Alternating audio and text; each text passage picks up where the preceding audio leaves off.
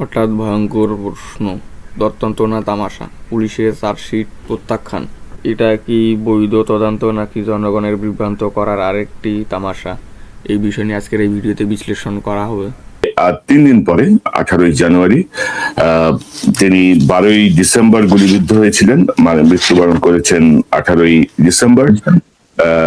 সে হিসেবে আর 3 দিন পরে পূর্ণ হবে তার পৃথিবী ছেড়ে চলে যাওয়ার 30 দিন।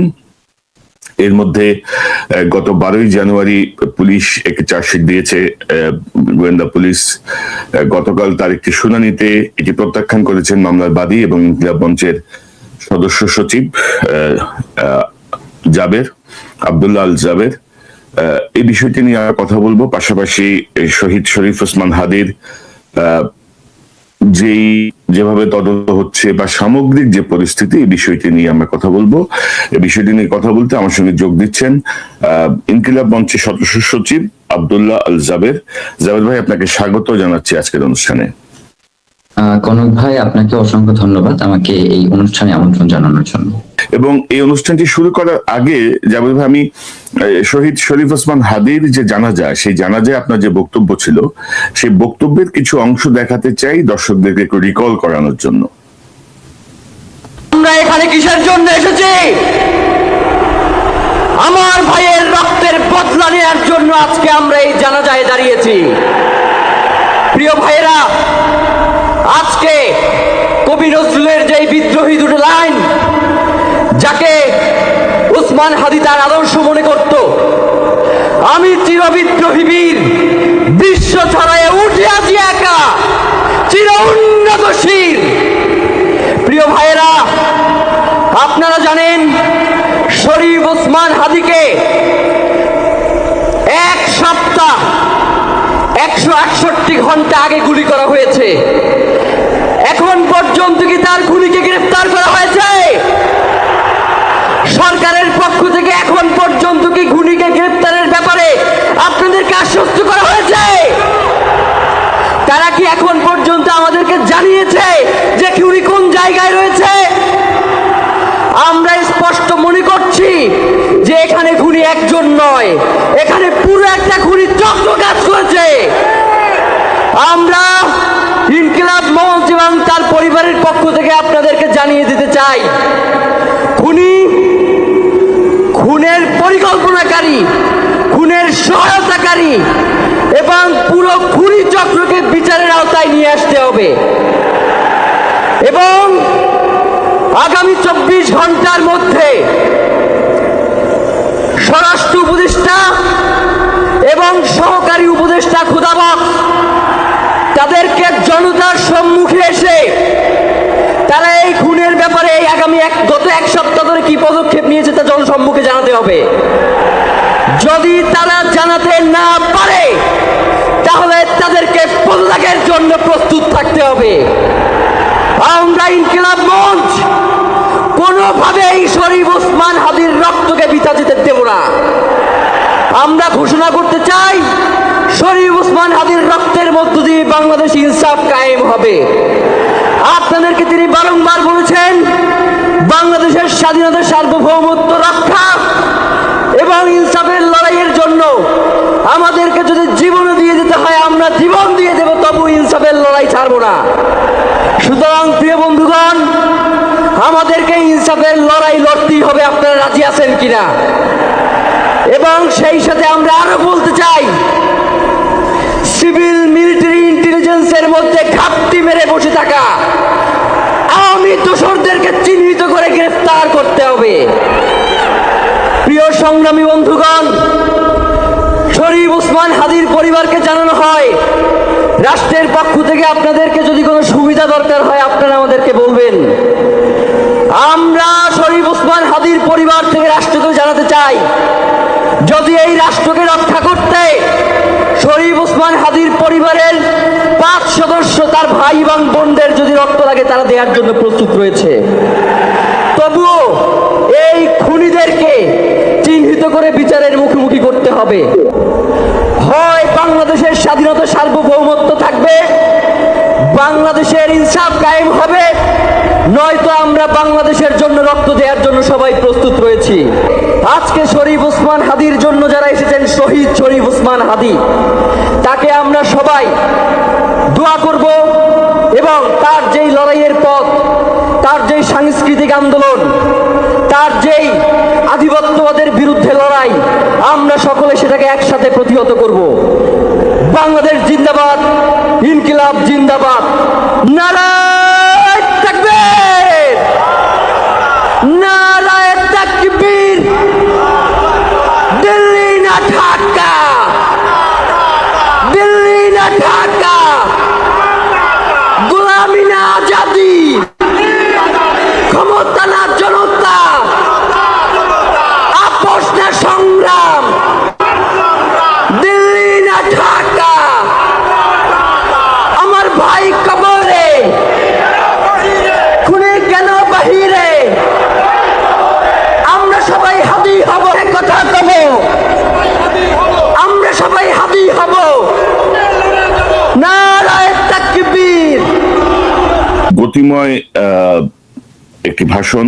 এই ভাষণটি দেখালাম যে আপনার বেশ কিছু দাবি ছিল, আপনার বেশ কিছু জোরালো অবস্থান ছিল, জুলাই বিপ্লবের সরকার ক্ষমতায়, তো সবকিছু মিলিয়ে গত প্রায় এক মাসের মানে কি হলো, এবং এই যে চার্জশিট আপনারা গতকাল নারাজি দিলেন, প্রত্যাখ্যান করলেন চার্জশিট, কেন করলেন, একটু যদি আপনার কাছ থেকে একটু বিস্তারিত শুনি যাবে। সেটা হচ্ছে গত এক মাসের আপনি একটা পরিস্থিতি আমার কাছে জানতে চেয়েছেন। আমি একটু পেছন থেকে আসতে চাই, তাহলে আপনার জন্য এবং দর্শক যারা আছেন তাদের জন্য আমাদের যে বর্তমান অবস্থা সেটা একটু বুঝবা সহজ হবে। প্রথমত আপনারা জানেন যে গত 28শে ডিসেম্বর, গত বছরের 28শে ডিসেম্বর শহীদ ওসমান হাদি শাহবাগ থানায় একটা জিডি করছিলেন এবং সেইখানে তিনি বলছেন যে আমাকে বিভিন্ন দেশি বিদেশি নাম্বার থেকে হত্যার হুমকি দেওয়া হচ্ছে এবং দেশি বিদেশি নাম্বার থেকে হত্যার হুমকি দেওয়া হচ্ছে, পাশাপাশি আমি আমার জীবনের নিরাপত্তাহীনতায় ভুগছি। তো রাষ্ট্রের কাছে তিনি একটা নিরাপত্তা প্রার্থনা করছিলেন। তো আমরা যখন তার এই শাহাদাতের ঘটনা ঘটলো, এরপরে আমরা থানায় গিয়ে যোগাযোগ করেছি, তারা আমাদেরকে জানিয়েছে যে শহীদ ওসমান হাদি শাহবাগ থানায় কোনো জিডি করে নাই। তো আমাদের হচ্ছে স্পেসিফিক ডেট খেয়াল ছিল না, আমাদের শুধু মনে ছিল যে আমরা ডিসেম্বরে এই জিডিটা করেছি এবং এই জিডি করবার সময় সাথে জুমা এবং আমি ছিলাম ওসমান হাদির সাথে। তো পরবর্তীতে আমরা জিডির একটা কপি খুঁজে পেয়েছি এবং যখন এইটা শাহবাগ থানা, এবং শাহবাগ থানা এটা পুরো মাস খুঁজেছে ডিসেম্বর, কিন্তু এরপরেও তারা জিডির কোনো কপি পায় নাই। পরবর্তীতে যখন আমরা গিয়ে তাদের কাছে এই জিডির কপিটা দিলাম, তখন তারা স্বীকার করেছেন যে না, শহীদ ওসমান হাদি শাহবাগ থানায় একটা জিডি করেছিলেন। এই যে একটা মানুষকে হত্যা করবার পরেও দায় এড়ানোর যে একটা প্রচেষ্টা, এইটা প্রশাসনের পক্ষ থেকে যে এই গত এক মাস ধরে চলছে ব্যাপারটা এমন না, এটা শহীদ ওসমান হাদির লড়াইয়ের শুরু থেকেই তারা এইভাবে অসহযোগিতা করছে। এবং আপনি হয়তো আরেকটা জিনিস অবাক হবেন যে প্রশাসনের পক্ষ থেকে শহীদ ওসমান হাদি যেদিন গুলি করা হয় সেই দিন রাত 12টার সময় আমাকে জিজ্ঞেস করা হয় ফোন করে যে শহীদ ওসমান হাদি যেইখানে গুলিবিদ্ধ হয়েছেন সেই প্লেসটা আমি তাদেরকে চিনাইতে পারবো কিনা, বা হচ্ছে আমাকে তারা ওই রাস্তার সিসিটিভি ফুটেজ চায়, মানে হচ্ছে আমি তাদেরকে রাস্তার ফুটেজ এনে দিব, এরপরে তারা হচ্ছে এটা ইনভেস্টিগেশনে নামবে। এবং আরেকটা জিনিস সেটা হচ্ছে আমাকে বলা হচ্ছে যে মামলা না করবার কারণে তারা নাকি কোনো পদক্ষেপ নিতে পারতেছেন না। তো এইটা হচ্ছে বর্তমান রাষ্ট্রের আইন শৃঙ্খলা পরিস্থিতির অবস্থা। এবং আমি যে মামলাটা দায়ের করেছি সেই মামলা যিনি আমার কাছ থেকে সিগনেচার নিয়েছেন এবং যারা উপস্থিত ছিলেন তাদের কাছে আমি আমার মামলার একটা কপি চেয়েছিলাম, যে আমি যেহেতু বাদী আমার কাছে তো এজাহারের একটা কপি থাকবে। এখন পর্যন্ত আমাকে মামলার একটা কপি সরবরাহ করা হয় নাই। আমি বারংবার যোগাযোগ করেছি এবং প্রয়োজনে আমি যে তাদের সাথে যোগাযোগ করেছি এর প্রুফ আমি আপনাকে হচ্ছে মেসেঞ্জারে বা হচ্ছে যোগাযোগ মাধ্যমে আমি আপনাকে পাঠাতে পারবো। তো এই যে অসহযোগিতাগুলো, এবং আরেকটা জিনিস খেয়াল করেন যে আসামিদের অবস্থান নিয়ে যে একটা অস্পষ্টতা তৈরি, এই বলছে আসামি বাংলাদেশে রয়েছে, এই বলছে আসামি ভারতে পালিয়ে গেছে, আবার বলছে মেঘালয়ে গেছে। ডিবির মতো একটা সংস্থা সে সংবাদ সম্মেলন করে বলছে যে শহীদ ওসমান হাদির এই খুনের সাথে জড়িত এমন 2 জনকে মেঘালয় পুলিশ গ্রেফতার করেছে। পরবর্তীতে মেঘালয় পুলিশ আবার সংবাদ সম্মেলন করে বলছে যে তারা এই ধরনের কাউকে গ্রেফতার করে নাই। এবং আপনাকে আরেকটা জিনিস আমি জানাতে চাই যে চার্জশিট নিয়ে যে তালবাহানা, আপনারা জানেন যে 12 তারিখে শহীদ ওসমান হাদির যে চার্জশিট সেটা আদালতে দাখিল হয়েছে। এর পূর্বে আমাদেরকে ডিএমপি কমিশনার এবং সৈয়দ রেজাওয়ানা পরিবেশ যে উপদেষ্টা উনি আসছিলেন শাহবাগে আমাদের আন্দোলনের সময়, এবং ওনারা বলেছেন যে 7 তারিখের মধ্যে ওনারা চার্জশিট দাখিল করবেন। ওনাদের কাজ হচ্ছে 90% হয়ে গেছে, 10% বাকি আছে। তো এরপরেও আমরা বলেছি যে এটা তো আসলে দীর্ঘ সময়, 10%-এর জন্য তো আপনাদের এত সময় লাগবার কথা না। এরপরেও তদন্তের খাতিরে আমরা হচ্ছে তাদেরকে পূর্ণ সময়টা দিয়েছি। তো এই চার্জশিট তারা হচ্ছে 6 তারিখে সংবাদ সম্মেলন করে এই চার্জশিটের বিষয়ে তারা একটা সংবাদ সম্মেলন করে এবং সংবাদ সম্মেলনে তারা চার্জশিটটা প্রকাশ করে। কিন্তু এই চার্জশিট প্রকাশের ক্ষেত্রে আমাদের সাথে কোনো ধরনের তারা যোগাযোগ করে না, এমনকি আমরা জানতামও না যে 6 তারিখে এই চার্জশিটের ব্যাপারে সংবাদ সম্মেলন করে আর কি মিডিয়াকে জানানো হবে। তো এই যে অসহযোগিতাগুলো, এবং চার্জশিট দাখিলের পরে 12 তারিখ যখন আদালতে চার্জশিটটা দাখিল হয়, তখন আমরা ইনকিলাব মঞ্চের পুরো টিম আদালতে গিয়েছি। তারা আদালত থেকে বলছে যে চার্জশিট এখন পর্যন্ত এসে পৌঁছায় নাই, আবার ডিবি বলছে যে আমরা চার্জশিট পৌঁছাই দিছি। এইটা করছে তারা মোটামুটি 4:45 পর্যন্ত। এরপরে আমরা বলেছি যে আমরা কোনো খাবারও খাবো না, এবং যতক্ষণ পর্যন্ত চার্জশিট আমাদের কাছে হস্তান্তর না করা হবে ততক্ষণ পর্যন্ত আমরা এখান থেকে এক পাও নড়বো না। পরবর্তীতে রাত 10:45 সময় সেই চার্জশিট নিয়ে আমরা হচ্ছে বাসায় ফিরি। তো এই যে সার্বিক যে অসহযোগিতা গুলো করা হয়েছে, এইটাকে কোনোভাবেই মানে গুরুত্বহীন ভাববার কোনো বিষয় না। রাষ্ট্র এক্ষেত্রে পূর্ণ অসহযোগিতা করছে এবং পুরো এই হত্যাকাণ্ডের ঘটনাকে আড়াল করবার জন্য তারা নানান ধরনের প্রচেষ্টা চালিয়ে যাচ্ছে। তো এরপরে আসি মামলার বিষয়ে। তো এর মধ্যে যদি আপনার যদি কোনো প্রশ্ন থাকে সেটা আমাকে একটু কাইন্ডলি করে নেন, এরপরে আমি মামলার আলাপের ভিতরে যেতে চাই। না মানে রাষ্ট্র কেন অসহযোগিতা করবে? রাষ্ট্র তো ধরেন কোনো রাজনৈতিক রাষ্ট্র না, রাষ্ট্রের কোনো রাজনৈতিক সুবিধা অসুবিধা নাই এখানে। তো রাষ্ট্র ধরেন প্রথমত শরীফ ওসমান হাদির বা বিপ্লবীদের নিরাপত্তা দিতে ব্যর্থ, মানে ওভারঅল একটা টোটাল ফেলিয়ার এই ইউনূস সরকারের, আমি যদি বলি। তো সেটাই কি কারণ মনে করেন, বা রাষ্ট্র কেন ইয়ে করবে না আপনি মনে করছেন? আসলে পুলিশের চার্জশিট যদি এতটাই দুর্বল হয় তাহলে এর পিছনে উদ্দেশ্য নিয়ে কি এখন বড় প্রশ্ন উঠে আসবে না? চার্জটি প্রত্যাখ্যান মানে কি বিভ্রান্তর ব্যর্থতা, নাকি ইচ্ছাকৃতভাবে তারা আড়ালে করার চেষ্টা করছে? যে আমরা ওসমান হাদিকে ধারণ করতে চাই, কিন্তু একবারের জন্য তিনি ওই ভাষণে বললেন না যে আমরা ওসমান হাদিকে যারা হত্যা করেছে তাদের বিচারটা আমরা নিশ্চিত করব, এইটা আপনাদেরকে কথা দিলাম। মানে রাষ্ট্রের যখন সর্বোচ্চ পদের ব্যক্তি যিনি, তার পক্ষ থেকে যখন আর কি শুধুমাত্র ধারণ করবার কথা বলা হয়, বিচারের ব্যাপারে তার কোনো কথা থাকে না, তখন আসলে সেই ক্ষেত্রে একজন সাধারণ জনগণ হিসেবে আসলে রাষ্ট্রের কাছে আমরা কতটা অসহায়, এটা তো আসলে তার বক্তব্যের মধ্য দিয়ে প্রকাশ পায়। যেখানে রাষ্ট্রপ্রধান নিজে অসহায়ত্ব ফিল করতেছে, সেখানে আসলে আমি বা আপনি আসলে সেই রাষ্ট্রের কাছে কতটা গুরুত্বপূর্ণ, এটা আসলে প্রশ্ন থেকে যায়। তো আপনারা চার্জশিট প্রত্যাখ্যান করলেন কেন? চার্জশিটে কি পেয়েছেন? আচ্ছা, চার্জশিটের ক্ষেত্রে যেটা আপনার চার্জশিটটাকে পুরোটা দেখানো হয়েছে একটা সাধারণ খুন হিসেবে, মানে রাস্তাঘাটে যে বিভিন্ন ধরনের কোন্দলের মধ্যে যে খুনগুলো হয় না, এমন একটা খুন হিসেবে এই চার্জশিটটা প্রত্যয় করা হয়েছে। এখানে বলা হয়েছে যে শহীদ ওসমান হাদি আওয়ামী লীগের বিপক্ষে মাঝে মধ্যে যে বক্তব্যগুলো দিতেন, যার কারণে তারা ক্ষিপ্ত হয়ে এই হত্যাকাণ্ডের মতো ঘটনা ঘটিয়েছে, এবং তারা এই মামলায় যাকে গুলির ইন্ধনদাতা হিসেবে নিয়ে এসেছেন, যে বাপ্পি ওয়ার্ড কমিশনার, পুরো চার্জশিটে এই ওয়ার্ড কমিশনারের সাথে যারা খুন করেছে তাদের তো একটা যোগসূত্র থাকবে, কোনো ধরনের যোগসূত্র তারা এই চার্জশিটে দেখাতে পারে নাই। মানে একদম ধরে এনে একটা কলা গাছকে এই চার্জশিটের মধ্যে বসিয়ে দেওয়া হয়েছে।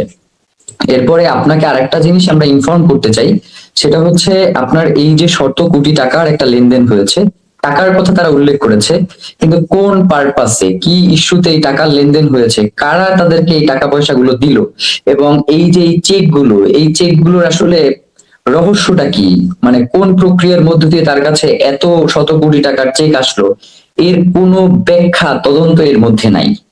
মানে এটা পুরোপুরি এই ইসের মধ্যে এড়িয়ে যাওয়া হয়েছে। এবং আরেকটা জিনিস, যেটা ঘটনার সূত্রপাতটা করাই হয়েছে হচ্ছে ফয়সাল করিম মাসুদকে দিয়ে। মানে এর পূর্বে এই খুনের কারা পরিকল্পনা করেছে, কারা এই খুন করতে সহায়তা করেছে, এবং পরবর্তীতে খুনিদেরকে কারা সেফ এক্সিট দিয়েছে, এর কোনো সুষ্ঠু প্রতিবেদন এই চার্জশিটের মধ্যে নাই।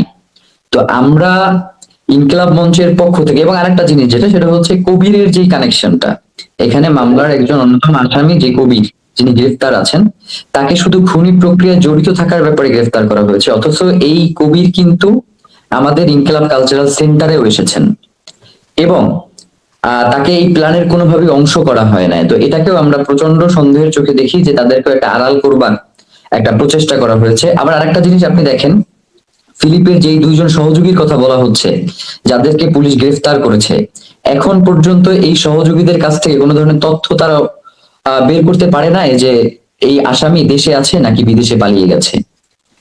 পুরো চার্জশিটটাতে এবং আরেকটা জিনিস যেটা, এই যে সামিহা, ফয়সাল করিম মাসুদের যে স্ত্রী, এই সামিহার সাথে যে সিঙ্গাপুরে যে জাহাঙ্গীর কবির মাধ্যমে জাহাঙ্গীর কবির নানকের যে একটা বৈঠক হয়েছে এই খুনির, এই পুরো প্রক্রিয়াটা তারা এড়াই গেছে। এবং আরেকটা জিনিস যেটা সব থেকে গুরুত্বপূর্ণ, আপনি জানেন যে 12 তারিখে ওবায়দুল কাদের, এই যে আওয়ামী লীগের অন্যতম শীর্ষ সন্ত্রাসী যে ওবায়দুল কাদের, তার চার্জশিট দাখিল হওয়ার কথা ছিল আদালতে 12 তারিখ। তো এই চার্জশিটের 1 নাম্বার সাক্ষী ছিলেন শহীদ ওসমান হাদি। 12 তারিখে যেটা দাখিল হওয়ার কথা ছিল, যেই দিন ওসমান হাদিকে গুলি করা হয়েছে। এই পুরো ব্যাপারগুলোর কোনো উল্লেখ এই চার্জশিটের মধ্যে নাই। মানে চার্জশিটের মধ্যে শুধুমাত্র আপনি আমি যা নিজ চোখে দেখতে পাইছি এই জিনিসগুলাই দেওয়া হয়েছে। মানে একটা যে তদন্ত, এই তদন্তের কোনো কাজ এটার ভিতরে হয় না। একই কথা বারংবার ঘুরিয়ে পেঁচিয়ে বলা হয়েছে এবং নতুন কোনো কিছু সংযোজন এখানে করা হয় নাই। মানে পুরো প্রক্রিয়ায় কারা পিছনে রয়েছে, কারা পিছন থেকে ইন্ধন দিচ্ছে, এখন পর্যন্ত কারা এই ঘটনাকে ভিন্ন খাতে প্রবাহিত করার চেষ্টা করছে, তাদের ব্যাপারে কোনো আলাপ এই চার্জশিটের মধ্যে নাই। যার কারণে আমরা মনে করি যে বাংলাদেশে শহীদ ওসমান হাদি শুধুমাত্র একজন ব্যক্তি নন, তিনি একটি প্রতিষ্ঠান। তিনি ইনসাফের লড়াইয়ের, বাংলাদেশের স্বাধীনতা সার্বভৌমত্বের প্রতীক। তার এই হত্যাকাণ্ডের যদি সুনির্দিষ্ট সুষ্ঠু বিচার না হয়, তাহলে বাংলাদেশে আগামীর দিনে কেউ এই ইনসাফের লড়াইয়ের জন্য, স্বাধীনতা সার্বভৌমত্ব রক্ষার জন্য, সীমান্ত সুরক্ষার জন্য আর কেউ এগিয়ে আসবে না। এই মামলাটা যদি কোনোভাবে হেলায় ফেলায় একটা সাধারণ মামলার মতো হয়ে যায়, তাহলে মানুষের যে বিশ্বাস, মানুষের যে আশা আকাঙ্ক্ষা তার বাংলাদেশ নিয়ে, সেখানে সেটা পথভ্রষ্ট হবে এবং তারা আশা হারিয়ে ফেলবে। যার কারণে আমরা ইনকিলাব মঞ্চ এবং তার পরিবার মনে করছি যে কোনোভাবেই এই তদন্ত, যেহেতু কোনোভাবেই শহীদ ওসমান হাদিকে যারা খুন করেছে তাদের, এবং আরেকটা জিনিস যেটা, সেটা হচ্ছে আপনার যারা খুন করেছে তাদেরকে তো এখন পর্যন্ত গ্রেফতার করে নাই, এবং যাদেরকে গ্রেফতার করা হয়েছে তাদের মধ্যে অনেকে হয়তো দেখা যাবে যে এই ইসের মধ্যে দিয়ে বিচারের মুখোমুখি হবেন। কিন্তু আমরা আদালতকে এটাও জানিয়েছি যে শহীদ ওসমান হাদি সবসময় বলতেন যে শত্রুর সাথে ইনসাফ করতে চাই। তো যাতে এই পুলিশের মন গড়া যে চার্জশিট, এর মধ্যে যাতে কোনো নিরাপরাধ লোক যাতে এর মধ্যে সংযুক্ত না হয়, তাদেরকে যাতে দোষী সাব্যস্ত না করা হয়, আদালতকে এই ব্যাপারেও আমরা আজকে আবেদন জানাই আসছি। তো এই সার্বিক, এই যে সার্বিক যে একটা ব্যাপার, এই সার্বিক ব্যাপারে আমার কাছে মনে হয়েছে যে রাষ্ট্র তার যে একজন নাগরিকের উপরে যে দায়িত্ব, এবং সর্বোপরি শহীদ ওসমান হাদি তিনি শুধুমাত্র একজন ব্যক্তি নন, তিনি ইনকিলাব মঞ্চের প্রতিষ্ঠাতা। তিনি ইনকিলাব কালচারাল সেন্টার নামে একটি সাংস্কৃতিক আন্দোলন গড়ে তুলেছেন, তিনি ইনসাফের লড়াই করেছেন, তিনি ঢাকা 8-এর একজন প্রার্থী। সুতরাং তাকে শুধুমাত্র একজন সাধারণ নাগরিক হিসেবে ট্রিট করলে, এবং একজন সাধারণ নাগরিকেরও তো বিচার পাওয়ার অধিকার রয়েছে। বাংলাদেশে একজন সাধারণ নাগরিকের যে সুষ্ঠু বিচারটা পাওয়ার অধিকার রয়েছে, আমরা চাই যে শহীদ ওসমান হাদির ক্ষেত্রেও একদম একজন সাধারণ নাগরিক হিসেবেও যদি তারা এই বিচারটা যদি করতে চায়, সেক্ষেত্রেও তো পিছনে কারা রয়েছে তাদেরকে বের করানো রাষ্ট্রের দায়িত্ব। আমাদেরকে জানতে চাইছে, আপনাকে আরেকটা ইনফরমেশন দিই, আমাদেরকে জানতে চায় যে আপনাদের পছন্দের কোনো এজেন্সি আছে কিনা যারা এই মামলার তদন্তভার নিবে। তো আমরা রাষ্ট্রকে স্পষ্ট জানিয়েছি যে এইখানে তো আমরা কোনো মেয়ে দেখতে আসি নাই যে অমুক মেয়ে পছন্দ হইলো, অমুক মেয়ে পছন্দ হইলো, আমরা চলে গেলাম। এটা তো রাষ্ট্রের দায়িত্ব যে শহীদ ওসমান হাদির হত্যার বিচার তারা নিশ্চিত করবে। এখানে আমাদের পছন্দ করবার আর না করবার কি আছে? রাষ্ট্র যদি মনে করে যে বাংলাদেশের গোয়েন্দা সংস্থা এই তদন্ত করবার সামর্থ্য রাখে না, তাহলে প্রয়োজনে তারা আন্তর্জাতিক যে সকল পেশাদারী এবং নির্ভরযোগ্য গোয়েন্দা সংস্থাগুলো রয়েছে, FBI, স্কটল্যান্ড ইয়ার্ড বা হচ্ছে MIT-র মতো যে গোয়েন্দা পেশাদারী সংস্থাগুলো রয়েছে, রাষ্ট্র চাইলে তাদের সাহায্য নিতে পারে। এই ব্যাপারে আমাদের পূর্ণ দাবি রয়েছে, এবং আমরা যে দাবিগুলো করেছি এর মধ্যে দেখবেন যে আমরা এই দাবিটাও বারংবার উপস্থাপন করতেছিলাম। এই হচ্ছে সার্বিক পরিস্থিতি। 12 জানুয়ারি যদি তার চার্জশিট দিয়ে থাকে, 12 থেকে আজকের দিন পর্যন্ত বা নারাজি দেওয়ার আগ পর্যন্ত সরকারের কারোর সঙ্গে আপনার কথা হয়েছে কিনা? আপনি রেজওয়ানা হাসান তো আপনাদের সঙ্গে সংহতি প্রকাশ করে গেছেন, জানিয়ে গেছেন, বা আসিফ নজরুল্লাহ আপনাদের পক্ষের একটা আছেন বলে আমরা জানি। তো এদের কারোর সঙ্গে কথা হয়েছে কিনা, তারা কি বলছেন? আচ্ছা, প্রথমত হচ্ছে 12 তারিখ চার্জশিটটা দাখিল হওয়ার পরে আমাদের রাষ্ট্রকে সহায়তা করবার জন্য একটা আইনজীবী প্যানেল গঠিত হয়েছে। তারা রাষ্ট্রের এই আদালতের অনুমতি নিয়েই রাষ্ট্রকে সহায়তা করবার জন্য তারা 2 দিন সময় নিয়েছিল। তো এই 2 দিন সময়ের মধ্যে আমরা রাষ্ট্রের গুরুত্বপূর্ণ ব্যক্তিদের সাথে যোগাযোগ করবার চেষ্টা করেছি এবং আসিফ নজরুলের সাথেও এই যোগাযোগ করেছি, যিনি এখন বর্তমানে আইন উপদেষ্টা রয়েছেন। তো তাকেও আমরা এই মামলার ব্যাপারে আমরা বলেছি যে এই চার্জশিটের ব্যাপারে আপনাকে অবশ্যই, মানে যাতে এইখানে কোনো ধরনের না হয়, আপনি একটা পদে আছেন, এর বাইরেও একজন নাগরিক হিসেবে আপনার জায়গা থেকেও আপনার এই ব্যাপারে একদম সর্বোচ্চ যতটুকু করবার সুযোগ রয়েছে আমরা আপনাকে আহ্বান জানাই, আপনি এই জায়গাটাকে নিশ্চিত করবেন। তো আমার সাথে বেশ কিছু কথোপকথনও তার হয়েছিল। তো উনি প্রথমে বললেন যে এটা তো আদালতের বিষয়, এই ক্ষেত্রে আসলে তার কোনো ইখতিয়ার নেই। তো আমরা তাকে প্রশ্ন করেছিলাম যে আসলে আইন উপদেষ্টা তো আপনি, তো আপনার কি আসলে সবকিছু অস্বীকার করাটাই হচ্ছে আপনার কাজ কিনা, মানে দায় এড়ানোটাই আপনার কাজ কিনা? আপনার যখনই আপনাকে কোনো কিছু বলি যে জামিন যারা দিল তাদের ব্যাপারে আপনার মতামত কি, বললেন যে এটা আদালতের বিষয়। আবার যখন বললাম যে হচ্ছে এইটার ক্ষেত্রে আপনার কি ভূমিকা চার্জশিটের ব্যাপারে, আমরা চাই যে একদম সুষ্ঠু একটা পূর্ণ আর কি, যেখানে এই রহস্য উদ্ঘাটন এই ধরনের একটা চার্জশিট দাখিল করা হোক। আপনি বললেন এটা আদালতের বিষয়, অথচ আমরা সার্বিক এই যে পুরো সিনারিটা, জানাজা থেকে শুরু করে শহীদ ওসমান হাদির গুলিবিদ্ধ হওয়া থেকে শুরু করে আপনাকে তো আমরা পুরো জায়গাতেই দেখেছি। তো সেইখানে তো আপনার আইন উপদেষ্টা হিসেবে এই পুরো জায়গায় কানেক্টেড হওয়ার কোনো প্রয়োজন ছিল না, কিন্তু আপনি তো ছিলেন পুরো কাঠামোর মধ্যেই এবং সার্বিক জানাজা তত্ত্বাবধান বলেন বা অন্যান্য জায়গায় বলেন। তো সেই ক্ষেত্রে আমার কাছে মনে হয় যে এই বিষয়গুলোতেও আপনার অবশ্যই দায় রয়েছে, কারণ বাংলাদেশের জনগণ জুলাই পরবর্তী যে সরকার গঠন করেছে, সেই জুলাই পরবর্তী সরকারে কারা আসবে এর মধ্যে একজন তো আপনাকে চিনতো, যার কারণে জুলাইয়ের যদি আমাদের যে উপদেষ্টা যারা রয়েছেন একজনও যদি এই পুরো প্রক্রিয়াটা অস্বীকার করে, আপনার এখানে অস্বীকার বা দায় এড়ানোর কোনো সুযোগ নাই, কারণ পুরো জুলাই জনতার ম্যান্ডেট নিয়ে এরপরে হচ্ছে আপনারা এই উপদেষ্টা প্যানেল গঠন করছেন বা এই ক্ষমতায় চলে আসছেন। সুতরাং আপনি এখন এইটা আমার দায়িত্ব না, ওইটা আমার দায়িত্ব না, এইটা বইলে আসলে দায় এড়ানোর কোনো সুযোগ নেই। এই ধরনের কথোপকথন আমাদের মধ্যে হয়েছে। এবং এই চার্জশিটের বিষয়টা নিয়ে উনি কিভাবে দেখছেন, সরকার কিভাবে দেখছে চার্জশিটের বিষয়টা? আর সরকার ক্ষেত্রে যে জিনিসটা, উনি এটা, এই সরকার পুরো এটাকে আদালতের কাছে আর কি, মানে যেহেতু এটা মামলা মোকদ্দমার বিষয় এবং তারা বলেছেন যে এটা আদালত নির্ধারণ করবে, এই ক্ষেত্রে তারা কোনো ধরনের হস্তক্ষেপ করতে চান না। কিন্তু আমার যতটুকু আর কি আমি জানি না, আপনি আমার হয়তো কারেকশন করে দিবেন, যে নিম্ন আদালত সম্ভবত আইন মন্ত্রণালয়ের অধীনেই আর কি তারা কাজ করেন। তো এই ক্ষেত্রে আসলে তারা এই ব্যাপারটাকে কিভাবে দেখছেন আসলে আমি স্পষ্ট না আর কি তাদের, এবং আমরা যোগাযোগ করলেই কেবলমাত্র তারা আমাদের সাথে যোগাযোগ করেন আর কি, এর বাইরে আর কি আমাদের সাথে যোগাযোগ করেন যাতে এই হত্যাকাণ্ড। অপদার্থ সরকার যখন দায়িত্বে থাকে তখন এই সমস্যাগুলো হয় আর কি। তখন ধরেন যখন ওই মেহের আফরোজ শাওন অ্যারেস্ট হয়, যখন মুন্নি শাহ অ্যারেস্ট হয়, যখন তাদের তখন তারা বিবৃতি দেয়, শালী দুলাভাইরা অ্যারেস্ট হয়, শালী বেআইনি অ্যারেস্ট হয়, তখন আবার তাদের মানে তৎপরতা বেড়ে যায় আর কি। মানে ফাইজলামিনে তো শেষ থাকে সবকিছু। তো আমি ভাই আমাদেরকে বোঝানো হয় যেটা, সেটা হচ্ছে তারা সক্ষম না। মানে বাংলাদেশের রাজধানীতে একদম প্রকাশ্য দিবালোকে একজন ব্যক্তিকে গুলি করা হয়েছে এবং সেই ব্যাপারে তাকে গ্রেফতার করবার জন্য আমরা তো এতটুকু আর কি বিভিন্ন মাধ্যমে জানি যে বাংলাদেশে গোয়েন্দা সংস্থা এবং প্রশাসন এতটুকু ক্ষমতা রয়েছে, তারা চাইলে 20 থেকে 40 মিনিটের মধ্যে ঢাকার প্রত্যেকটা প্রবেশ মুখ তারা বন্ধ করে দিতে পারে আর কি। এই কোন কাজেই আমরা তাদেরকে আমরা খুঁজে পাই নাই আর কি। এই ঘটনার পরে বা এই গত 15-16 মাসে এই সরকারে ইউনূসের 2টা কাজ আমার পছন্দ, মানে একটা কাজ পছন্দ হয়েছে, একটা হচ্ছে যে জুলাই বিপ্লবের তদন্তটা জাতিসংঘকে দিয়ে করানো, নাইলে কিন্তু এই বিপ্লবটা ধ্বংস হয়ে যেত, মানে বলতো যে এটা ম্যানিপুলেটেড। আর উনি কিন্তু হাদি গুলিবিদ্ধ হয়েছেন দুপুর বেলায়, উনি কিন্তু রাতের বেলায় সকল বাহিনী প্রধানকে ডেকে উনি একটা কথাই বলেছেন, হত্যাকারী যেন পালাতে না পারে। তার মানে তার কাছে একটা আভাস ছিল অথবা তিনি অনুমান করছিলেন, কিন্তু তারপরও কিন্তু বর্ডার ক্রস করার এরকম বিভিন্ন তথ্য আসছে, যদিও এগুলো নিয়ে নানা রকমের ধোঁয়াশা আছে। তো আমি অন্য প্রসঙ্গে যাচ্ছি, তার আগে দর্শকদেরকে একটা তথ্য দেখাতে চাই। দর্শক, আমি আজকে গতকাল ভোরেই বলা চলে 6 ঘন্টা আগে একটা জরিপ দিয়েছিলাম, প্রায় 8,500 মানুষ গত 6 ঘন্টায় যোগ দিয়েছেন। শহীদ ওসমান হাদির হত্যার বিচার কি হবে? এর মধ্যে হ্যাঁ বলেছেন 23%, না বলেছেন 32%, এবং একটি অপশন ছিল যথারীতি নাটক চলবে, এটি বলেছে 43%, এবং মতামত নেই বলেছেন 1% মানুষ।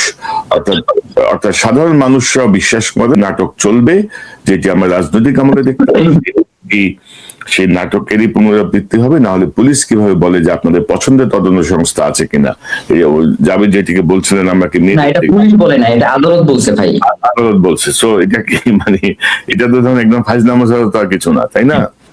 ফাজলামো না, রাষ্ট্র সিদ্ধান্ত নেবে যে সর্বোচ্চ কোন বাহিনী দিয়ে করব, প্রয়োজনে আমি বাইরে থেকে হায়ার করব, মানে গুরুত্বটা আসলে মুখে মুখে হয়ে যায়, বাস্তবে হয় না। তো একটি প্রশ্ন সবার মানে মুখে বা সবার মনে, যে এই ফয়সল কিভাবে যুক্ত হলো আপনাদের সাথে? এই যে খুনি ফয়সল কিভাবে ইনকিলাব মঞ্চের অফিসে গেল, বা আপনারা কিভাবে তার ইন করার প্রসেসটা কি ছিল আপনাদের সাথে? এই পর্যায়ে এসে সাধারণ মানুষ ভাবছে ন্যায় বিচার কি সত্যি পাওয়া যাবে নাকি সবই নাটকের অংশ। তো ওই সময় আমি ছিলাম না, তবে 5 তারিখে যখন সে দুদকের সামনে যায় তখন তার সাথে আমার দেখা হয়েছে, এবং যেহেতু আগের দিন শহীদ ওসমান হাদির সাথে তার কথোপকথন হয়েছে, যার কারণে পরের দিন আমি তাকে গিয়ে দেখেছি। আমার একটু দেরি হয়েছে যেতে, আমি গিয়ে দেখেছি যে সে শহীদ ওসমান হাদির পাশেই দাঁড়িয়ে আছে আর কি। তো যার কারণে আমার নতুন করে তাকে নিয়ে আর কি আমার আর কি কথা বলবারই ছিল না। এরপরেও আমাদের টিমের একজন সদস্য সিয়াম, সে বলেছে যে ভাই, তার তো যেই বডি ল্যাঙ্গুয়েজ বা তার যেই চেহারা, এটা দেখে তো আমরা যে লড়াইটা করি এর সাথে তো কোনোভাবেই কানেক্টেড না। কানে দুল, হাতে ট্যাটু, বা হচ্ছে দেখতে একটু কেমন যেন, কপালে দাগ টাগ আছে। তো ও আমাকে এই ব্যাপারটাই করেছিল। তো পরবর্তীতে আমরা দেখছি যে ওসমান হাদি ভাইয়ের সাথে সে কথা বলছে, এবং হচ্ছে ভাইও এটাকে খুব নর্মালি, সাধারণত ওসমান হাদি ভাই সাধারণত অপরিচিত যদি কোনো লোক আসে তাদের ক্ষেত্রে আমাদের সাথে যে কাজটা করতেন সেটা হচ্ছে তিনি প্রথমত আমাদেরকে পাশে ডাইকা নিতেন, যাতে তার পাশে তারা না বসে আর কি। তো আমাদেরকে ডাইকা নিয়ে বলতেন যে তুমি এখানে বসো, তুমি এই পাশে বসো, এই ধরনের একটা জিনিস তিনি মেনটেন করতেন। তো তার ক্ষেত্রে আমরা এই ব্যাপারটা দেখি নাই। আর সেকেন্ড যেটা, সেটা হচ্ছে খুনিরা প্রবেশের আগেও খুনিদের সঙ্গীরা কিন্তু আরো আগেই প্রবেশ করেছে। মানে খুনি তো প্রবেশ করেছে 4 তারিখ, আমরা আমাদের সিসিটিভি ফুটেজ এবং হচ্ছে ওই খুনির সাথে আরো বেশ কিছু লোকের ছবি দেখে আমরা আইডেন্টিফাই করেছি যে তাদের সাথে এমন একজনকে আমরা এর আগেও অনেকবার দেখেছি, যে হচ্ছে দাড়ি টুপি পরে, পাঞ্জাবি পরে এরপরে সেন্টারে আসতো। এবং সেন্টারে সাধারণত, যেহেতু আমরাও হচ্ছে মাদ্রাসা ব্যাকগ্রাউন্ডের, শহীদ ওসমান হাদিও ছিলেন মাদ্রাসা ব্যাকগ্রাউন্ডের, তার কারণ যার একটা সফট কর্নার সবসময় ছিল আর কি। তো তাদেরকে আমরা কখনোই সন্দেহের ইসে দেখি নাই। এমনকি যখন আর কি গুলিটা হয়েছে তারপরে আমরা তাদের প্রোফাইল ঘাটতে গিয়ে দেখলাম যে এই লোককে আমরা এর আগেও বহুবার দেখেছি। তার মানে এই যে পুরো খুনি চক্রটা, তারা যে শুধুমাত্র 4 তারিখে প্রবেশ করেছে ব্যাপারটা এমন না, তারা প্রবেশ করেছে এরও অনেক আগে, মানে 2-3 মাস আগে থেকেই তারা সেন্টারে আসা যাওয়া করছে। এবং এটা যে পুরো পরিকল্পিত একটা খুন, এটা মূলত তাদের ওই যে তাদের সাথে যাদের চলাফেরা, তারা যখন এসে এখানে অবস্থান করেছে এবং বিভিন্ন সময়ে তারা এটাকে পর্যবেক্ষণ করেছে, এর মাধ্যমে প্রমাণিত হয়।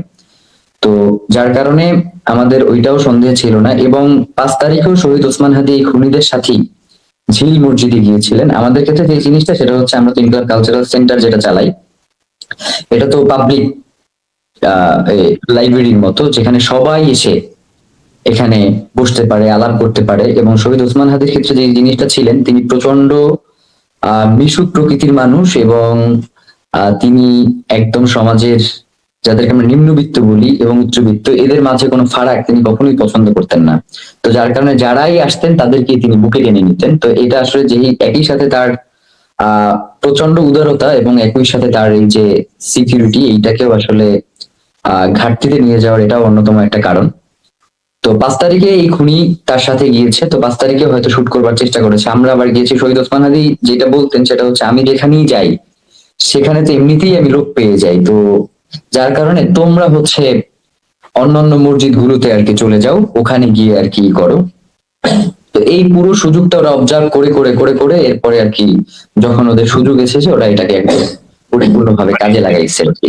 স্পেসিফিক কাউকে পাওয়া যায় না এরকম যে ইন্ট্রোডিউস করাই দিছে বা যে ইন করতে সহায়তা করছে, এরকম কিছু আপনাদের ইয়েতে আসে নাই? এখন পর্যন্ত এইটাই করায় নাই। আমরা হচ্ছে আদালতের কাছে শহীদ ওসমান হাদি যে ফোনটা, সে যে ফোন দুইটা ব্যবহার করতেন, সে দুইটা আমরা হচ্ছে ডিবি পুলিশের কাছে হস্তান্তর করেছি। এই মুহূর্তে সেটা আদালতে আছেন, এবং আজকে আমরা হচ্ছে আদালতের কাছে ফোন দুটো চেয়েছিলাম।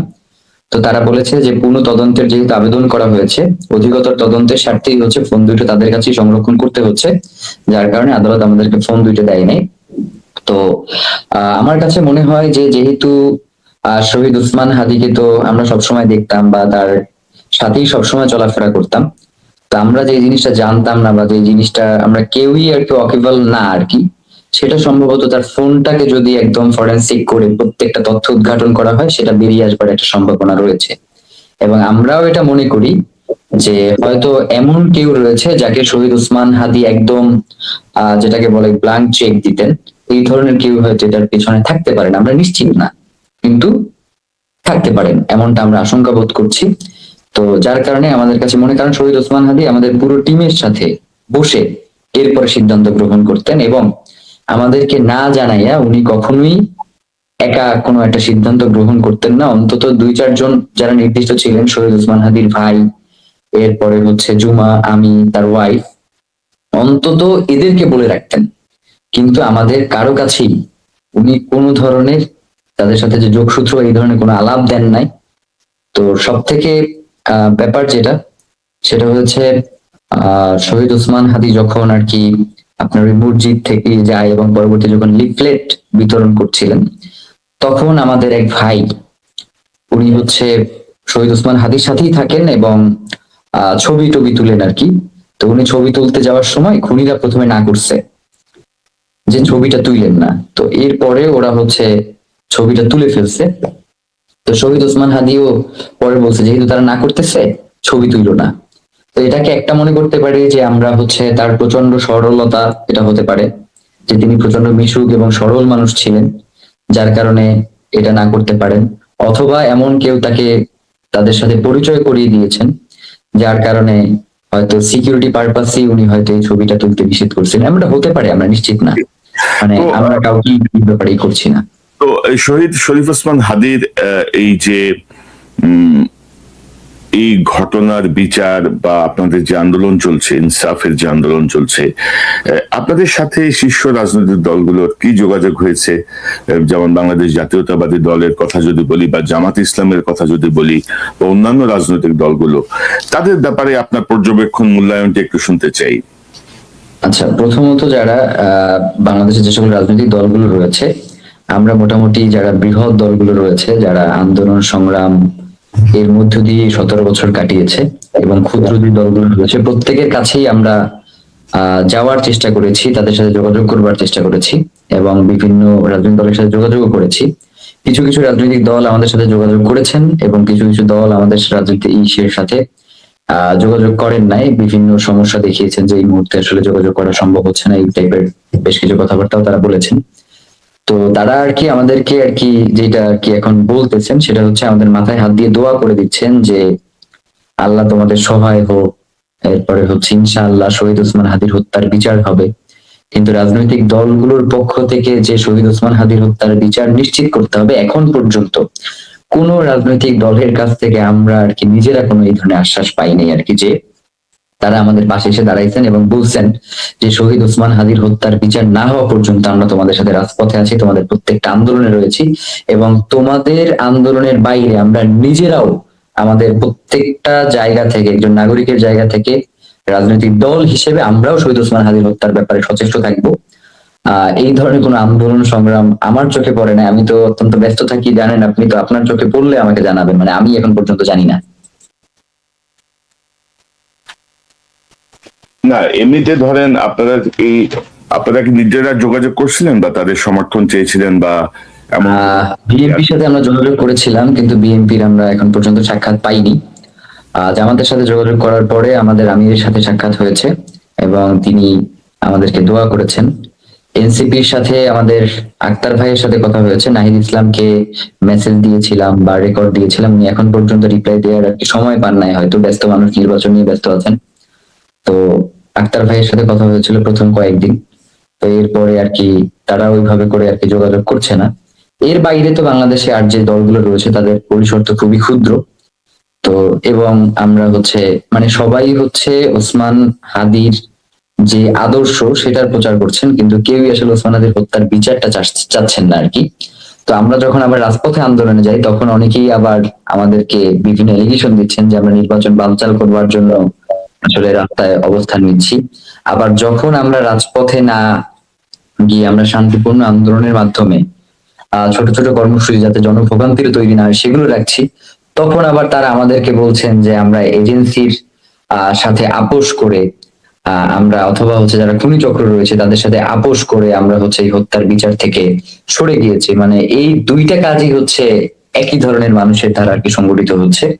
তো যেটা আসলে তবে আমরা এতটুকু আর কি আমাদের ইনকিলাব মঞ্চের পুরো টিম মানে জি। পুরো বাংলাদেশের জনগণ তো এই মুহূর্তে আমাদের সঙ্গে রয়েছেন, কিন্তু পুরো বাংলাদেশের জনগণ যদি কেউ আমাদের সঙ্গে নাও থাকেন, এরপরেও আমরা পুরো টিম শহীদ ওসমান হাদির হত্যার বিচার না হওয়া পর্যন্ত আমরা আমাদের জায়গা থেকে বিচারের জন্য যা যা করা দরকার আমরা সেটা করব। এবং আরেকটা জিনিস বলা হয় যে সরকার থাকবে না, সরকার পড়ে যেতে পারে। আপনাকে আমি জানাইতে চাই যে জুলাইয়ের সরকার বলে না, যখনই তাদেরকে ধরা হয় যে আপনারা তো কোনো নির্বাচিত সরকার না, তখন তো সে দায় এড়ায় জুলাইয়ের সরকার বলে। এই যে জুলাই এতগুলো মানুষকে হত্যা করা হলো, গুম খুন করা হলো, এই সরকার ক্ষমতায় আসবার পরে আসলে তাদের সাথে বসে আসলে তারা কি সিদ্ধান্ত গ্রহণ করেছেন বা তাদের হত্যার বিচারের ব্যাপারে তারা এখন পর্যন্ত কি পদক্ষেপ গ্রহণ করেছেন। নির্বাচনের তারিখ যখন ঘোষণা করলেন তখন কি শহীদ পরিবারের সাথে একবারও এই সরকার বসবার চেষ্টা করেছেন বা তাদেরকে জানানোর চেষ্টা করেছেন কিনা যে শহীদ ইসের এই যারা শহীদ হয়েছেন জুলাইয়ে তাদের বিচার তিনি নিশ্চিত করবেন নির্বাচনের সাথে সাথে, এই ধরনের কোন আশ্বাস তাদেরকে দিয়েছেন কিনা? মানে সরকার যদি মনে করে যে পুরো বাংলাদেশে যারা রাজনৈতিক দল রয়েছে তারাই শুধুমাত্র তাকে ক্ষমতায় নিয়ে আসছে, আমি সরকারকে একটা জিনিস জানাইতে চাই, হাসিনার আমলে বাংলাদেশের কোন রাজনৈতিক দল তারা এই হাসিনার বিপক্ষে তারা সাংগঠনিক ভাবে ওইভাবে অবস্থান গ্রহণ করে নাই, যেটা সাধারণ জনগণ নিজ জায়গা থেকে এসে অবস্থান গ্রহণ করেছেন। এবং সাধারণ জনগণের কথা কি বলবো, মানে হচ্ছে আপনার 3 তারিখ বা 4 তারিখের আগ পর্যন্ত আমার তো দেখবারও প্রয়োজন হয় না যে এই আন্দোলনে কারা আর কি এটা লিড দিচ্ছেন, নাহিদ ইসলাম দিচ্ছেন না অন্য কেউ দিচ্ছেন, সেটা আমাদের প্রয়োজনই মনে করিনি। আমরা মনে করেছি যে এই আন্দোলনটা বাংলাদেশের জন্য দরকার, সেই জায়গা থেকে আমরা আন্দোলন করেছি। সুতরাং সরকার যদি মনে করে যে এনসিপির মানেই হচ্ছে ছাত্র জনতা, আবার যদি মনে করে যে রাজনৈতিক দলগুলোই হচ্ছে রাষ্ট্রের ক্ষমতা, তাহলে আসলে আমার কাছে মনে হয় যে এখানে তিনি সাধারণ জনগণকে একদম স্পষ্টভাবে তিনি তাদের নাগরিক যে অধিকার সেই জায়গা থেকে তাদেরকে বঞ্চিত করেছেন এবং নাগরিক অধিকার নিশ্চিত করবার ব্যাপারেও তার কোনো উল্লেখযোগ্য কোনো ভূমিকা নাই। কিন্তু জাবেদ, আপনি যেটি বলছিলেন, ধরেন ছাত্র আন্দোলনের নেতৃত্বে ছিলেন বা মুখ্য ভূমিকা পালন করেছেন এমন তিনজন মানুষ কিন্তু সরকারে ছিলেন, নাহিদ ইসলাম, মাহফুজ এবং আসিফ। তো তারা কেন ব্যর্থ হলেন? মানে তারা কেন ধরেন জুলাই বিপ্লবের যারা আন্দোলনকারী তাদের নিরাপত্তা রক্ষা করা বা আহতদের পাশে দাঁড়ানো বা নিহত পরিবারের পাশে দাঁড়ানো আসলে কিছুই হয় নাই, সবই আইওয়াশ হয়েছে। তো ধরেন সহযোদ্ধা যারা সহযোদ্ধাদের রক্তের উপর দিয়ে তারা ক্ষমতায় যে বসেছেন, মানে যে বয়সে তার টিউশনি করার কথা সেই বয়সে তিনি 4টা মন্ত্রণালয় চালাচ্ছেন, চাকরির জন্য দাঁড়ে দাঁড়ে ঘোরার কথা সেখানে মন্ত্রণালয় চালাচ্ছেন। তারা কি মানে কি বলবো, মানে বানরের গলায় মুক্তার মালা দিলে যা হয় এমন কি হলো?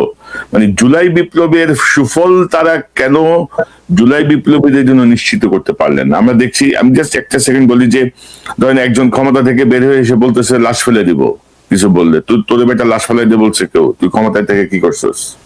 একজন আবার বলতেছে আমরা আবার শুরু করব। মানে কি হচ্ছে, মানে কেন পারলো না, বা আপনার পর্যবেক্ষণটা কি? ঘটনার মোড় যেদিকে যাচ্ছে তাতে স্পষ্ট এই তদন্ত নিয়ে আশা সংকট আরো গভীর হচ্ছে। দায়ীদের মুখোশ খুলবে এই প্রক্রিয়া, নাকি ইতিহাসের যুক্ত হবে আরেকটি বিতর্কিত যানজট? তারা জুলাইকে না বাঁচানোর থেকে তারা গিয়ে বিভিন্ন মন্ত্রণালয়ে গিয়ে ধর্ণা দিয়েছে, টেন্ডারবাজি করেছে, চাঁদাবাজি করেছে এবং এইগুলোর পৃষ্ঠপোষকতা আমাদের যারা জুলাই আন্দোলনের নেতৃবৃন্দ তাদের অনেকের মাধ্যমেই হয়েছে। এবং শহীদ ওসমান হাদির জীবদ্দশাই বারংবার বলেছে যে তোমাদের বিরুদ্ধে যে ধরনের এলিগেশন গুলো নিয়ে আসা হচ্ছে এইগুলা সুস্পষ্ট প্রমাণ যে তোমরা যে এটার সাথে জড়িত না সেটা দাও, অন্যথায় কারা তোমাদেরকে এই ছাত্র তোমাদেরকে এইখানে ক্লেম করা মানে হচ্ছে পুরো ছাত্র জনতাকে এই জুলাইকে নাই করে দেওয়ার প্রচেষ্টা। সুতরাং তোমরা কেন এই দায়ভার নিচ্ছ? তোমরা এই ব্যাপারটাকে পরিষ্কার করছো না কেন? যদি তোমরা পরিষ্কার না করতে পারো ওই জায়গায় অবস্থান করে, তাহলে তোমরা পদত্যাগ করো। সে বারংবার হচ্ছে এই আবেদনগুলো আমাদের যারা ছাত্রদের মধ্য থেকে উপদেষ্টা হয়েছেন তাদেরকে বারংবার জানিয়েছেন, কিন্তু তারা ক্ষমতায় থাকা অবস্থায় এই ব্যাপারগুলোকে কোনোভাবেই আমলে নেন নাই। এবং তারা ছাত্র জনতার যে নিরাপত্তা, এই যে জুলাইয়ের যে জনতার যে নিরাপত্তা, এই নিরাপত্তা নিশ্চিত করতে তারা একদম পুরোপুরিভাবে ব্যর্থ হয়েছেন।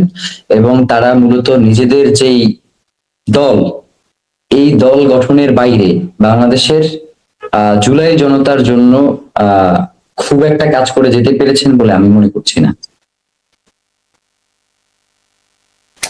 এটা খুবই, এবং আমি জানি না যে এটা আসলে চেয়ারের দোষ কিনা, কিন্তু আসলে মানে আমরা যে স্বপ্ন নিয়ে, আপনি একটা জিনিস চিন্তা করেন যে মানে 4 বছরের শিশু, ও আসলে জানে না যে আসলে আন্দোলন কি। ওর মস্তিষ্কের এফ পাশ থেকে ও পাশ গুলি ভেদ করে ওর মস্তিষ্কটা পড়ে যায় আর কি। মানে সেই ক্ষমতার মধ্য দিয়ে তো, সেই রক্তের মধ্য দিয়ে, সেই রাস্তায় মস্তিষ্ক পড়ে থাকার মধ্য দিয়ে তো তারা আর কি ক্ষমতায় গিয়েছে। তো ক্ষমতায় যাওয়ার পরে তারা কিভাবে মানে নিজেরা নিজেদের মধ্যে এই যে নোংরামি, এই যে একজন আরেকজনকে ব্লেম দেওয়া, এর বাইরে তারা বাংলাদেশের জন্য, জুলাই জনতার জন্য কি করছে এটা আমরা জানতে চাই এখন। মানে এখন যে এসে বলতেছে আমরা নতুন করে শুরু করব, আরে বেটা তোরে আগে শুরু করতে কে নিষেধ করছিল? আমরা কি কেউ বলছি যে তোরে আমরা আগে শুরু করতে দেবো না? তখন তো একদিন এই দল নিয়ে নামছো, আর একদিন ওই দল নিয়ে নামছো, প্রত্যেককে নাই করে দেওয়ার চেষ্টা করছো। আর এখন যখন ক্ষমতা থেকে আইসা সাধারণের জনগণের কাতারে দাঁড়াইছো, তখন এসে বলতেছো যে আমরা নতুন করে শুরু করবো। তোমরা নতুন করে কি শুরু করবে এটা বাংলাদেশের জনগণ বুঝে গেছে আর কি, যে তোমরা নতুন করে আসলে কি শুরু করতে পারবা। আমরা ভাই একদম, আমাদের পজিশন খুব ক্লিয়ার ভাই। আমাদেরকে অনেকেই ইদানিং বলবার চেষ্টা করে যে আপনারা গালিগালাজ কইরেন না, যেমন আমার ওইখানে বলছে আর কি। যখন আন্দোলন করতেছিলাম তো তখন আমি আর কি বলছিলাম যে যেই হারামজাদারা জুলাই জনতার মধ্য দিয়ে ক্ষমতায় গেছে, তারা যদি জুলাই জনতার দায় স্বীকার করতে, জুলাই জনতার প্রতি যে তোমাদের দায়, এটারে যদি পালন করতে না পারো, তাহলে জুলাই জনতার কোনো দায় নেই তোমাদেরকে ক্ষমতায় টিকিয়ে রাখা। তো আমাদেরকে বিভিন্ন মাধ্যম থেকে বলা হয় যে আপনার ইসের ভাষা সংযত করা উচিত, আপনি সুন্দর করে কথা বলেন। তখন আমি বলছিলাম যে তাইলে এই উপদেষ্টাদেরকে আমার সামনে নিয়ে আসেন, আমি প্রত্যেকটা একটা করে চুমা দেই, এর বাইরে তো আমার আসলে করবার কিছু নাই। না, আমাদের মধ্যে এক ধরনের বিশাল সুশীলতা জন্ম নিচ্ছে, বাট মানে যেটাকে আমি বলবো একটা ম্যাসিভ চেঞ্জ। 18 সালের যে কোটা বিরোধী আন্দোলন, সেই সময় থেকে আমরা দেখেছি যে আমাদের শিক্ষার্থী বা আমাদের সবাই এক ধরনের মানে কি বলবো, এটা হচ্ছে ধরেন ক্ষোভের সর্বোচ্চ বহিঃপ্রকাশ। কারণ আমি আপনাকে মারতে পারতেছি না, আমি আপনাকে একটা গালি দিলাম, এরকম একটা জায়গায় চলে গেছে। এবং ইদানিং আমি দেখছি 18 সাল থেকে যেটা শুরু হয়েছিল কোটা বিরোধী যে আন্দোলন, তখন থেকে। তো যাই হোক, ওসমান হাদির যে স্বতন্ত্র যে নির্বাচনী যে আসন, সেই আসনে এখন দাঁড়াচ্ছে নাসিরউদ্দিন পাটোয়ারি এনসিপির। এটাকে আপনি কিভাবে দেখেন, বা কেন আপনারা কেউ প্রতিনিধিত্ব করলেন না, বা হাদির পরিবারের কেউ কেন দাঁড়ালো না? এটা একটা গুরুত্বপূর্ণ প্রশ্ন। আচ্ছা, প্রথম ব্যাপার যেটা আমরা শেষ থেকে শুরু করি আর কি। জি, হাদির পরিবারকে আমরা ইনকিলাব মঞ্চের পক্ষ থেকে জানিয়েছি যে আপনারা ভাই অথবা বোন যে কেউ, আপনাদের পরিবারের যে কেউ যদি ঢাকা 8 ইলেকশন করতে চান, আমাদের ইনকিলাব মঞ্চের পক্ষ থেকে আমাদের যতটুকু করবার সামর্থ্য আছে আমরা সেই অনুযায়ী আপনাদেরকে সহযোগিতা করব। এটা আমাদের একদম মনোনয়ন নেওয়া পর্যন্ত আর কি, মনোনয়ন দাখিল করা পর্যন্ত আমাদের অবস্থান এমনই ছিল। এবং ইনকিলাব মঞ্চ, আপনি জানেন যে শহীদ ওসমান হাদি আপনাকেও বলেছে যে ইনকিলাব মঞ্চের শহীদ ওসমান হাদি একজন ফোকাল ছিলেন, কিন্তু যে কোনো সিদ্ধান্ত উনি তার পুরো টিমের সাথে পরামর্শ করে এরপরে সিদ্ধান্ত গ্রহণ করতেন। তো আমরা শহীদ ওসমান হাদির শাহাদাতের পর পুরো টিম নিয়ে বসেছি ঢাকা 8-এর ব্যাপারে। তো পুরো টিম আমাদেরকে জানিয়েছে যে শহীদ ওসমান হাদির হত্যার বিচার, এই পুরো প্রক্রিয়াটা নিশ্চিত না করে তারা এই মুহূর্তে নির্বাচনে যেতে ইচ্ছুক নয়। এবং আমি আমার টিমের পূর্ণ সমর্থন এবং তাদের এইটার যৌক্তিকতা উপলব্ধি করি ঢাকা 8-এ ইলেকশন না করবার আমাদের ইনকিলাব মঞ্চ এবং আমি সিদ্ধান্ত নিয়েছি। পাশাপাশি আপনাকে এটাও জানিয়ে রাখি যে ঢাকা 8-এ শহীদ ওসমান হাদির আসলে কোনো প্রার্থী নেই। ঢাকা 8-এ না, পুরো বাংলাদেশেই শহীদ ওসমান হাদির কোনো প্রার্থী নেই। শহীদ ওসমান হাদি, আপনারা শহীদ ওসমান হাদিকে চাইলে ধারণ করতে পারবেন, শহীদ ওসমান হাদির যে আদর্শ রয়েছে সেটাকে নিয়ে আপনার সামনে এগোতে পারবেন, কিন্তু আমরা বাংলাদেশের জনগণের কাছে যেটা আমাদের প্রত্যাশা সেটা হচ্ছে আপনারা অবশ্যই তার ব্যাকগ্রাউন্ড একটু চেক করবেন, যে তার আগের পজিশন কি ছিল, পরবর্তী পজিশন কি হয়েছে। যেমন আমরা এমনও দেখেছি যেই ছেলে শহীদ ওসমান হাদিকে বলেছে যে শহীদ হাদি কে এবং হাদি ইতর আরো অনেক ধরনের কথাবার্তা বলেছে, সেই ছেলেকে আমরা দেখেছি যে জানাজার পরে সে খাটিয়ে ধরেছে। তো এই কাজগুলো তো হয়েছে। তো যার কারণে আমরা আপনাদেরকে বিনীতভাবে অনুরোধ করি, মানে শহীদ ওসমান হাদির কথা বললেই আপনারা কাউকে গিয়ে নাইমা ভোট দিতে চাইেন না। ভোট দেওয়ার ক্ষেত্রে অবশ্যই কে যোগ্য, কতটুকু সৎ, তিনি কতটুকু বাংলাদেশ স্বাধীনতা সার্বভৌমত্বের ব্যাপারে তার অবস্থান কি, এবং তিনি কতটুকু আধিপত্যবাদ বিরোধী, এই পুরো বিষয়টা নিশ্চিত হয়ে এরপরে তাদেরকে আপনারা ভোট দিবেন। এর বাইরে মানে হাদিকে তো এখন প্রত্যেকেই চায় বিক্রি করবার জন্য, মানে হাদিকে বেচতে পারলে, কারণ বাংলাদেশের পুরো 18 কোটি জনগণ একটা মানুষে শেষ সময় আসা পর্যন্ত বিশ্বাস করছে, সেটা হচ্ছে শহীদ ওসমান হাদি। সুতরাং তারে যদি বিভিন্ন ভাবে পোট্রে করে কিছু ভোট নেওয়া যায় তাহলে তো খুব একটা সমস্যা না। তো যার কারণে আমরা একমাত্র ধরেন জুলাই বিপ্লবীদের মধ্যে হাদিরই স্লোগান ছিল যে জান দেব জুলাই দেব না। Exactly. এবং তিনি সেটা প্রমাণ করে দিয়ে গেছেন যে তিনি জান দিয়েছেন কিন্তু জুলাই দেন নাই। তো সুতরাং যাদের নামে বিভিন্ন সময় এলিগেশন আসছে তারা হঠাৎ করে যদি হাদি প্রেমে হয়ে যায় তাদেরকে আপনারা সন্দেহের চোখে দেখেন না, এবং তাদেরকে অবজার্ভ করেন। এবং ধরেন যে এনসিপি তে চাইলে হাদি যোগ দিতে পারতেন, হাদি চাইলে আরো ভালো কিছু বাগাই নিতে পারতেন।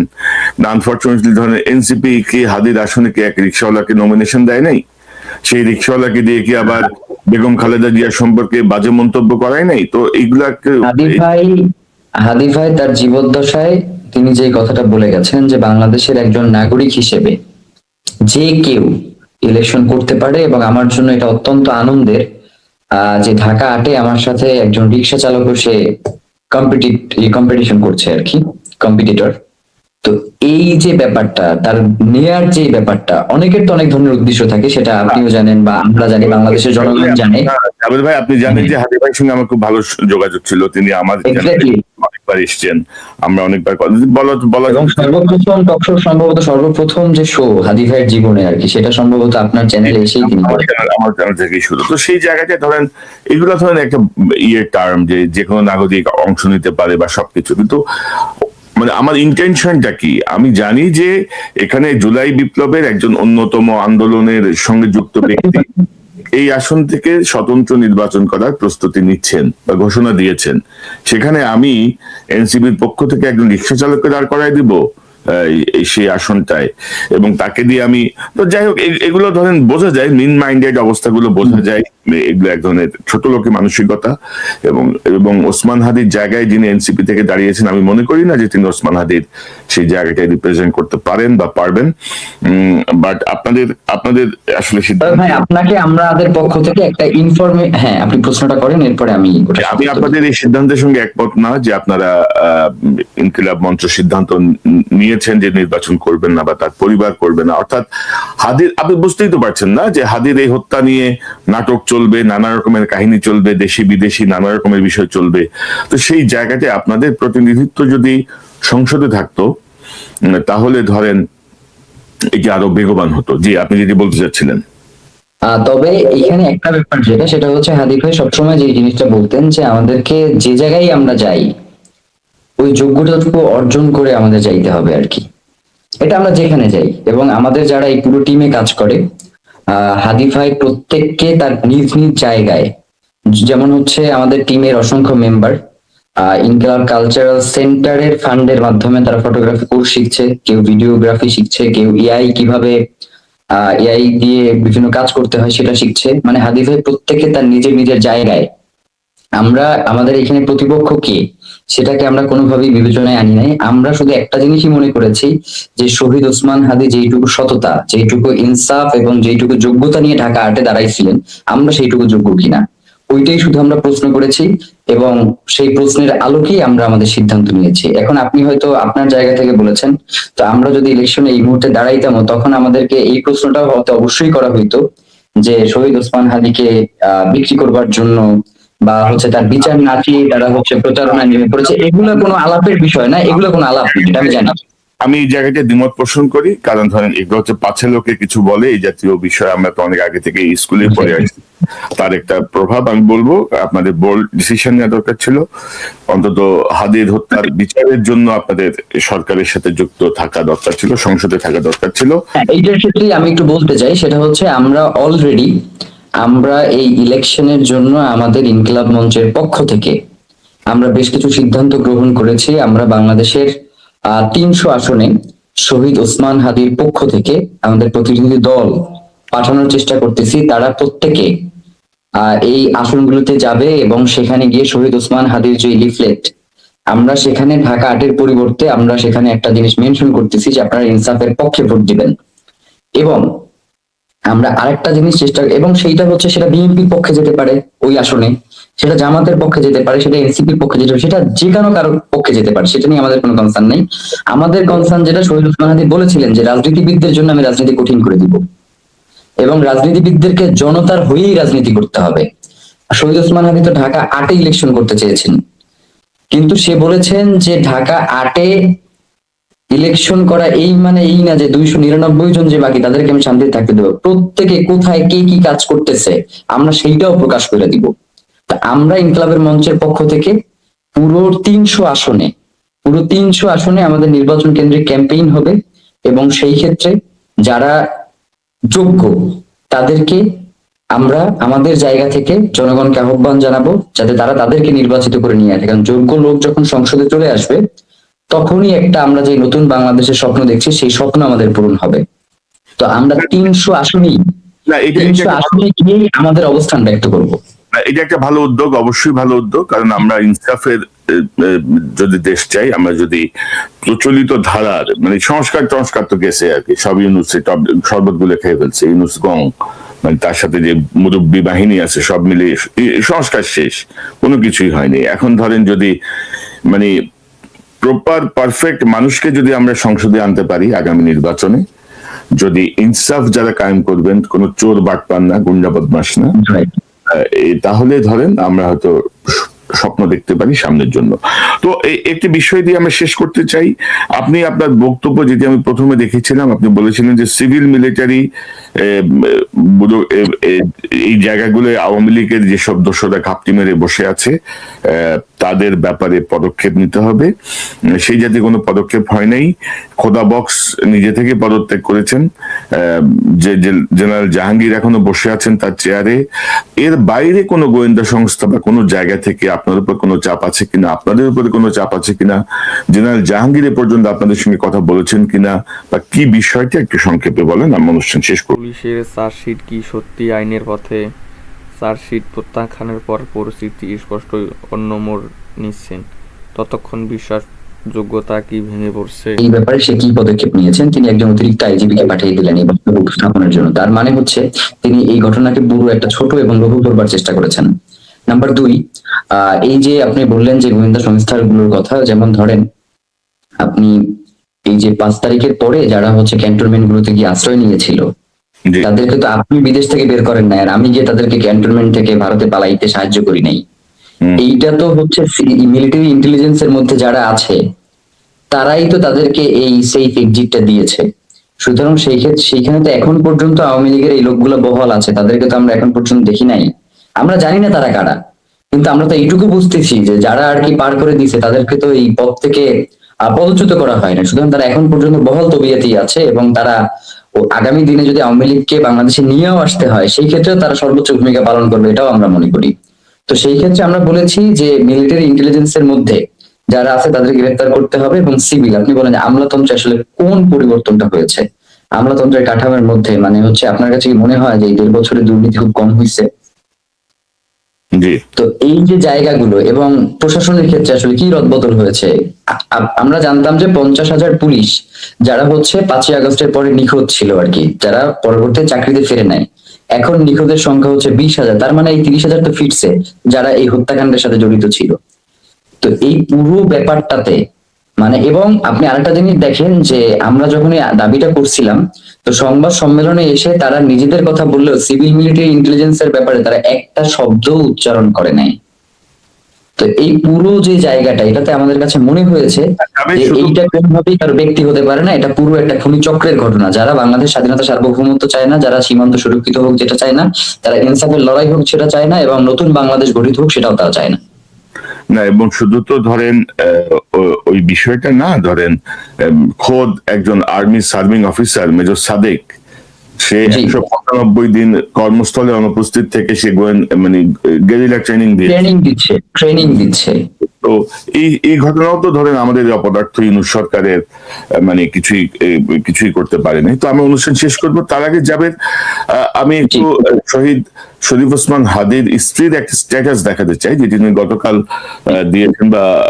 দিয়েছেন। তিনি লিখছেন যে রাবিয়া ইসলাম শম্পা, তিনি লিখছেন যে ওসমান হাদির হত্যার বিচার কি আদৌ হবে? ইনকিলাব মঞ্চ কেন প্রোগ্রামে ডাক দিচ্ছে না? প্রথমত, বিচার হবে না এই শব্দটাকেই মাথায় আনা যাবে না। বিচার হতেই হবে, এবং সেটা যে কোনো মূল্যে। বিচার আদায় না হলে ওসমান হাদিরা, বিপ্লবী বীরেরা এদেশে আর জন্মাবে না। তবে এত দেরি বা সময় কেন লাগছে? ওসমান হাদি একটা অনুষ্ঠানে তার বক্তব্যে রবীন্দ্রনাথের দুটো লাইন বলেছিলেন, সহজ করে বলতে আমায় কহজে, সহজ কথা যায় না বলা সহজে। তাই যুক্তি তর্ক ব্যাখ্যা কিছুই টানছি না, শুধু এতটুকুই বলা, আপনি আপনারাও জানেন কেন সব সহজে হচ্ছে না। জাস্ট মনে রাখবেন, ওসমান হাদি বলে গিয়েছেন, আমাদের লড়াই অনেক দীর্ঘ, মুমিনের জীবন মানেই লড়াই সংগ্রাম, তাই সংগ্রাম চালিয়ে যেতেই হবে। এবং তিনি শেষ করেছেন আরেকটু বড় স্টেটাস, আমি পুরোটা পড়লাম না, দর্শক আপনারা দেখে নেবেন। এবং দাসত্বই যে জমিনের নিশ্চল নিয়তি, লড়াই সেখানে সর্বোত্তম ইবাদত। শহীদ শরীফ ওসমান হাদির একটি বক্তব্য থেকে তিনি কোট করে বক্তব্য শেষ করেছেন। তো আমরা যেটা দেখছি যে শরীফ ওসমান হাদির স্ত্রীও অনেকটা একটু মানসিক ভাবে একটু বিপর্যস্ত, যে যা হচ্ছে আর কি সবকিছু মিলিয়ে। এবং পাশাপাশি